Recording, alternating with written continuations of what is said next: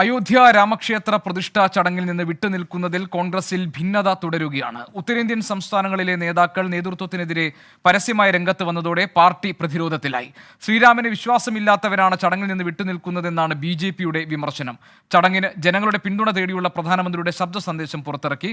അച്യുതൻ ഡൽഹിയിൽ നിന്ന് വിവരങ്ങൾ നൽകാനുണ്ട്. അച്യുതൻ, വളരെ സമയമെടുത്താണ് കോൺഗ്രസ് അവരുടെ രാഷ്ട്രീയ നിലപാട് പ്രാണപ്രതിഷ്ഠാ ചടങ്ങിൽ പങ്കെടുക്കുന്നതുമായ ബന്ധപ്പെട്ട വിഷയത്തിൽ വ്യക്തമാക്കിയത്.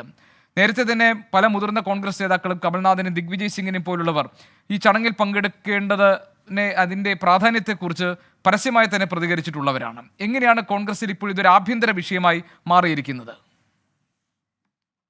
ഗോപികൃഷ്ണൻ സൂചിപ്പിച്ചതുപോലെ തന്നെ ഈ അയോധ്യ പ്രതിഷ്ഠാ ചടങ്ങുമായി ബന്ധപ്പെട്ടുള്ള ക്ഷണം അത് കോൺഗ്രസിനകത്ത് രണ്ട് അഭിപ്രായങ്ങൾ ഉടലെടുക്കുന്നതിന് തന്നെ വഴിവെച്ചിരുന്നു. അതിനുശേഷം ഈ ചർച്ചകൾ തുടരുന്നതിനിടെ ഏറെ വൈകിയാണ് കോൺഗ്രസ് ഇക്കാര്യത്തിൽ ഒരു നിലപാട് വ്യക്തമാക്കിയത്. പങ്കെടുക്കേണ്ടതില്ല എന്നൊരു നിലപാടിലേക്ക് കോൺഗ്രസ് എത്തുന്നു. പക്ഷേ അപ്പോഴും നേതാക്കൾക്കിടയിൽ ഉയർന്ന വ്യത്യസ്ത അഭിപ്രായങ്ങൾ, അതിനെ ചൊല്ലിയുള്ള തർക്കങ്ങൾ ഇപ്പോഴും പാർട്ടിക്കുള്ളിൽ നിലനിൽക്കുന്നുണ്ട്.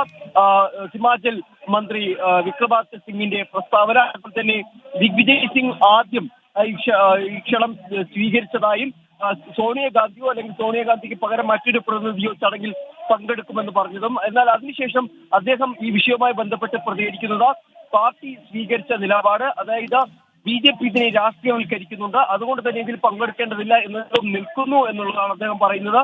വിശ്വാസികൾക്ക് എതിരല്ല എന്നുള്ള രീതിയിൽ അദ്ദേഹം പ്രതികരണം മാറ്റുന്നുണ്ട്. പക്ഷേ അപ്പോഴും പല നേതാക്കളുടെ പരസ്യ പ്രസ്താവനകൾ കോൺഗ്രസിനെ സംബന്ധിച്ച് അതൊരു തലവേദനയായി മാറുന്നു. കാര്യം പാർട്ടിക്കുള്ളിൽ ഈ അയോധ്യ രാമക്ഷേത്ര പ്രതിഷ്ഠാ ചടങ്ങുമായി ബന്ധപ്പെട്ടിട്ടുള്ള ഉയർന്ന അഭിപ്രായ ഭിന്നതകൾ അത് തുടർന്ന് പോയാൽ അത് ഒരുപക്ഷെ ലോക്സഭാ തെരഞ്ഞെടുപ്പിൽ വലിയ രീതിയിലുള്ള ഒരു തിരിച്ചടിക്കുള്ള സാധ്യത കൂടിയാണ് തുറക്കുന്നത്. അതുകൊണ്ട് തന്നെ എത്രയും വേഗം അത് പരിഹരിക്കേണ്ടത് കോൺഗ്രസിന് മുമ്പിലുണ്ട്.